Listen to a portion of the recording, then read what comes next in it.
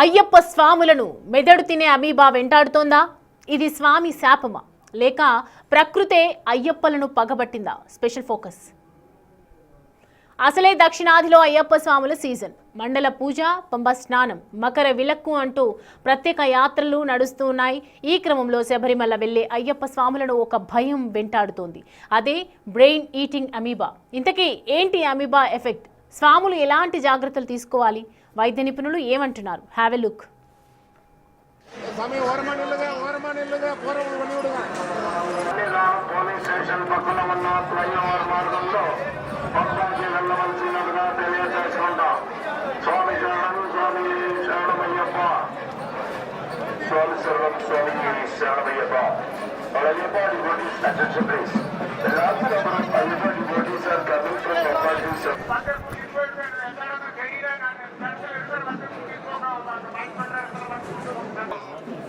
ஈரோடு மாவட்டம் கவதப்பாடி பொம்மன்பள்ளியை சேர்ந்த திவானிகம் அவர்கள் இங்கிருந்தால் உடனடியாக அகில பாரத ஐயப்பா శబరిమలకు వెళ్లే భక్తులు నదుల్లో గానీ చెరువుల్లో గానీ స్నానానికి దిగే ముందు కొన్ని జాగ్రత్తలు పాటించమని చెప్తున్నారు నిపుణులు. లేదంటే ఆరోగ్య సమస్యలు తప్పవని హెచ్చరిస్తున్నారు. శబరిమల యాత్రికులకు ఈ మేరకు అలర్ట్ నోటీసు జారీ చేశారు.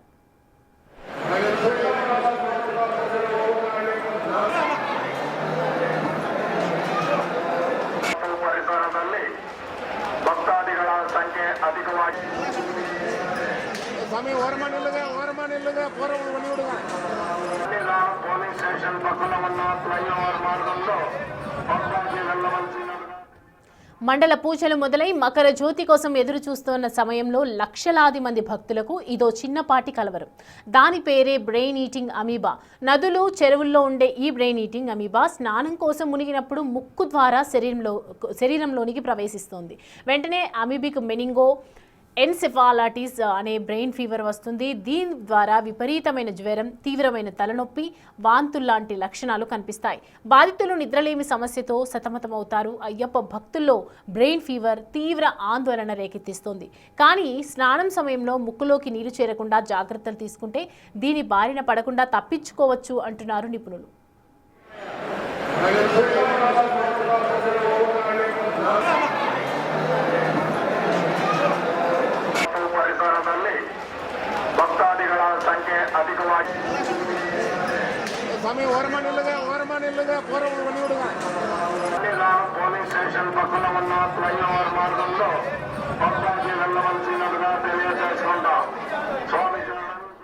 అసలు ఈ బ్రెయిన్ ఈటింగ్ అమీబా ఎలా వస్తుంది? తీసుకోవాల్సిన జాగ్రత్తలపై హైదరాబాద్లోని Apollo Hospital neurologist doctor Santosh శ్రీరామ్తో మా ప్రతినిధి అంజుమా ఫేస్ టు ఫేస్. ఇటీవలి కాలంలో కేరళలో బ్రెయిన్ ఈటింగ్ అమీబా కేసులు ప్రతి ఒక్కరిని కలవరపెడుతున్నాయి. 2 తెలుగు రాష్ట్రాల నుంచి కూడా పెద్ద సంఖ్యలో కేరళకి వెళ్తూ ఉంటారు. అసలు ఈ బ్రెయిన్ ఈటింగ్ అమీబా అంటే ఏంటి? ఇది మన శరీరంలోకి ఏ విధంగా వెళ్తుంది? దీనివల్ల ప్రాణాల మీదకి ఎలా వస్తుంది? ఎటువంటి జాగ్రత్తలు తీసుకోవాలి ఏంటి అనేది కూడా తెలుసుకుందాము. ప్రస్తుతం మనం హైదరాబాద్లో ఉన్నటువంటి అపోలో హాస్పిటల్స్లో ఉన్నాం. మనతో పాటు న్యూరాలజిస్ట్ డాక్టర్ సంతోష్ శ్రీరామ్ గారు ఉన్నారు. మిగతా విషయాలను ఆయన మాటల్లోనే అడిగి తెలుసుకుందాము. నమస్తే సార్.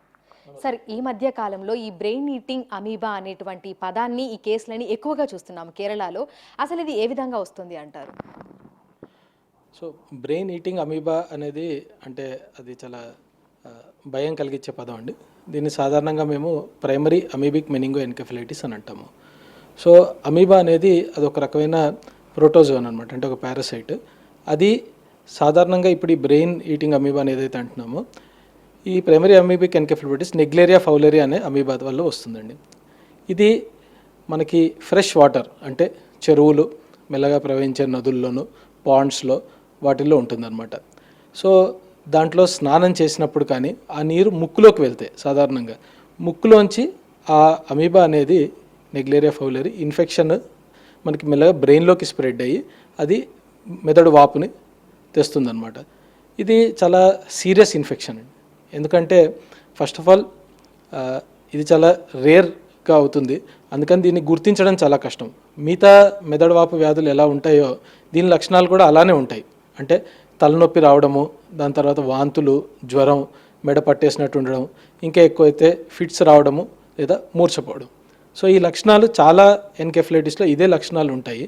సో దీన్ని గ్రహించడం అంటే ఎర్లీగా గ్రహిస్తే దీనికి టెస్ట్ చేసి మనం దీన్ని ట్రీట్మెంట్ ఇనిషియేట్ చేయొచ్చు. ఎందుకంటే ఇది చాలా వేగంగా వ్యాపిస్తుంది మెదడులో, అండ్ అందువల్లే దీని అవుట్కమ్ కూడా చాలా పూర్గా ఉంటుంది. సరే, అయితే గతంలో కూడా ఇటువంటి అమీబా కేసులను చూసారా? లేదు అంటే ఈ మధ్య కాలంలోనే ఇంతలాగా కేసెస్ పెరగడానికి గల కారణం ఏమై ఉండొచ్చు అంటారు? సో ఇంతకు ముందు కూడా ఇటువంటి చాలా కేసులే మనము రిపోర్ట్స్ ఉన్నాయండి. కానీ అంటే పర్టికులర్గా ఇప్పుడు మనము ఒక క్లస్టర్ కేరళలో చూసాము గత సంవత్సరంలో. ఈ కేసులకి ఈ అమీబా పెరగడానికి అంటే ముఖ్యంగా కావాల్సింది ఏంటంటే ఒక వార్మ్ క్లైమేట్, అంటే వెచ్చగా ఉండే క్లైమేట్, ఇంకా ఎక్కువ ఫ్రెష్ వాటర్ అవైలబిలిటీ అనమాట. సో హెవీ రెయిన్ఫాల్ ఉండడం వల్ల కేరళలో చాలా చోట్ల ఫ్రెష్ వాటర్ యూసేజ్, దాని తర్వాత ఫ్రెష్ వాటర్ పాండ్స్ కానీ బ్యాక్ వాటర్స్ కానీ ఉండడం వల్ల వాటిల్లో ఆ క్లైమేట్ టెంపరేచర్ పెరిగేటప్పటికి మనకి ఎక్కువగా ఇన్ఫెక్షన్ అనేది ఈ సంవత్సరం మనం చూస్తున్నాము. రెండోది ఏంటంటే చాలామందికి ఈ ఫ్రెష్ వాటర్ యూస్ చేయడం, అంటే చాలామంది నదుల్లో కానీ లేకపోతే చెరువుల్లోకి వెళ్ళి స్నానాలు చేయడం, మునగడము. రెండోది నేసల్ రిన్సింగ్, రిచువలిస్టిక్, అంటే మనం ముక్కులో నీరు వేసి ఫ్రెష్ వాటర్ మళ్ళీ ఇంకో సైడ్ నుంచి తీయడం, అది అన్ట్రీటెడ్ వాటర్తో చేయడం. ఇలా చేసినప్పుడు కూడా వీటి వల్ల ఇన్ఫెక్షన్ మనకి వచ్చే ఛాన్స్ ఉంటుంది. ఓకే, సో ప్రస్తుతం చూసినట్లయితే కూడా 2 తెలుగు రాష్ట్రాల నుంచి పెద్ద సంఖ్యలో అయ్యప్ప మాల వేసుకున్నటువంటి భక్తులందరూ కూడా శబరిమలైకి పయనమవుతున్నారు. అక్కడ నదులలో, చెరువులలో స్నానం చేస్తున్నారు.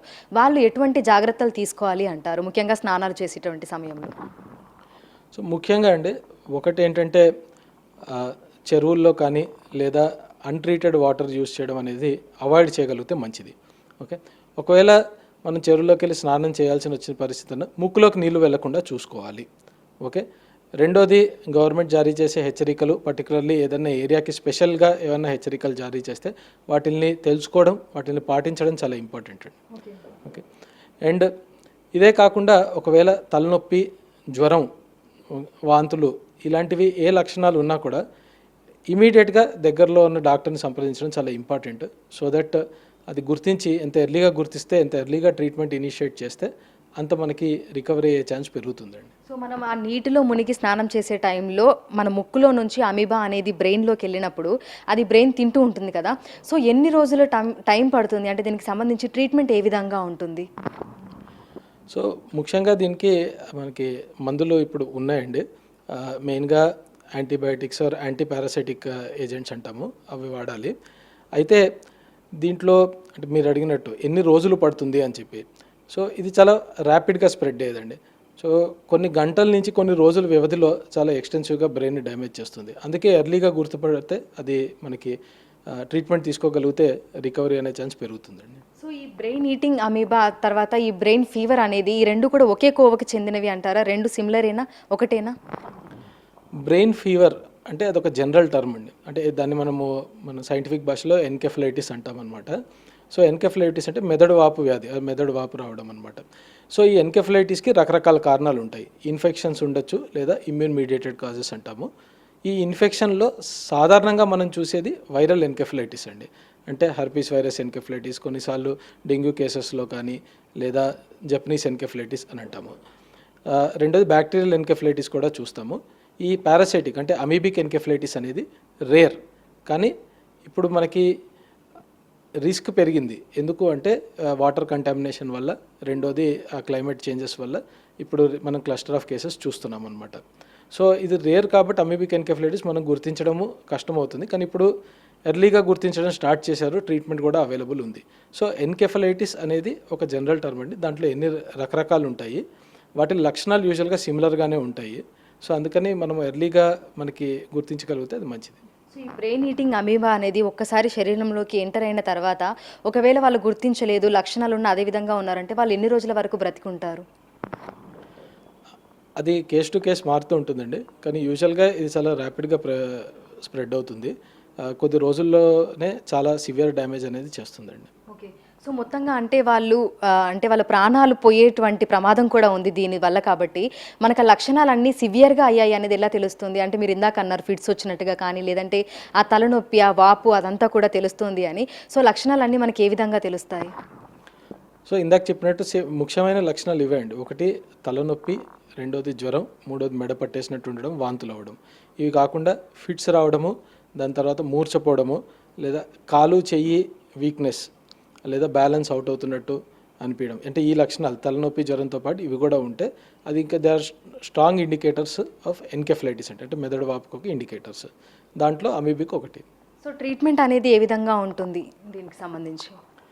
ముఖ్యంగా ట్రీట్మెంట్ మనకి ఇప్పుడు injectable antihelminthics or anti parasitic agents ఉన్నాయి, వాటితో మనము ట్రీట్మెంట్ అనేది ఇస్తామండి. ఇది కాకుండా మెదడులో వాపు పెరగకుండా కూడా మనం స్టెరాయిడ్స్ ఇంకా మిగతా మందులు కూడా ఇస్తాము. సో దట్ వేగంగా మెదడు యొక్క వాపు పెరిగి ప్రెషర్ పెరగకుండా ఉంటుంది. ఫిట్స్ని ఆపడానికి కూడా ప్రత్యేకమైన మందులు ఉంటాయి, సో అవి కూడా ఇస్తాము. సో మొత్తంగా క్యూర్ అవ్వడానికి ఎన్ని రోజుల సమయం పడుతుంది అంటారు ఈ ట్రీట్మెంట్ ఇదంతా అవ్వడానికి, మళ్ళీ మామూలు పరిస్థితికి రావడానికి? సో అమీబిక్ ఎన్కెఫలైటిస్ అనేది యాక్చువల్గా అది చాలా తీవ్రమైన సమస్య అండి. అందులో చాలా హై మోర్టాలిటీ ఉంటుంది. ఒకవేళ మనము ఎర్లీగా డిటెక్ట్ చేసి ట్రీట్మెంట్ చేసినా కూడా ప్రతి వ్యక్తికి ఇట్ ఈస్ ఇండివిజువల్ అనమాట, కేస్ టు కేస్ బేసిస్లో. కానీ యూజువల్గా కొన్ని వారాలు పడుతుంది రికవరీ కోసము. ఓకే, బట్ మెజారిటీ పేషెంట్స్కి చాలా అంటే లేట్ రికగ్నిషన్ వల్ల ఒకటి, రెండోది ఏంటంటే సివియారిటీ ఆఫ్ ఇన్ఫెక్షన్ చాలా ఫాస్ట్గా వచ్చేది కాబట్టి వాళ్ళ అవుట్కమ్స్ చాలా మిక్స్డ్ ఉంటాయండి. అంటే వాళ్ళకి మంచి అవుట్కమ్ ఉండొచ్చు లేదా ఉండకపోవచ్చు. సో ఓవరాల్గా ఇక్కడ నుంచి వెళ్ళేటువంటి అయ్యప్ప మాల వేసుకున్న భక్తులకు ఎటువంటి జాగ్రత్తలు సూచనలు చెప్పాలి అనుకుంటున్నారు? ముఖ్యమైనది నదుల్లో కానీ చెరువుల్లో కానీ ఒకవేళ స్నానం చేసేటట్టయితే మాత్రం ముక్కులోకి నీళ్లు వెళ్లకుండా చూసుకోవాలండి, అది అన్నిటికంటే ముఖ్యమైనది. రెండోది జ్వరం, తలనొప్పి ఈ లక్షణాలు ఏమన్నా ఉన్నా వెంటనే దగ్గరున్న డాక్టర్ని సంప్రదించడం చాలా ఇంపార్టెంట్. సో ప్రస్తుతం చూసినట్లయితే కూడా మనకి కేరళలో ఈ బ్రెయిన్ ఈటింగ్ అమీబా అనేది ప్రతి ఒక్కరిని కూడా ఆందోళనకి గురి చేస్తుంది. ముఖ్యంగా 2 తెలుగు రాష్ట్రాల నుంచి పెద్ద సంఖ్యలో ఈ సమయంలో అయ్యప్పమాల దీక్ష తీసుకున్నటువంటి భక్తులు వెళ్తూ ఉంటారు కాబట్టి వారందరూ కూడా తగు జాగ్రత్తలు తీసుకోవాలని కూడా వైద్యులు సూచిస్తున్నారు. గౌరవ్తో అంజుమ, బిగ్ టీవీ, హైదరాబాద్.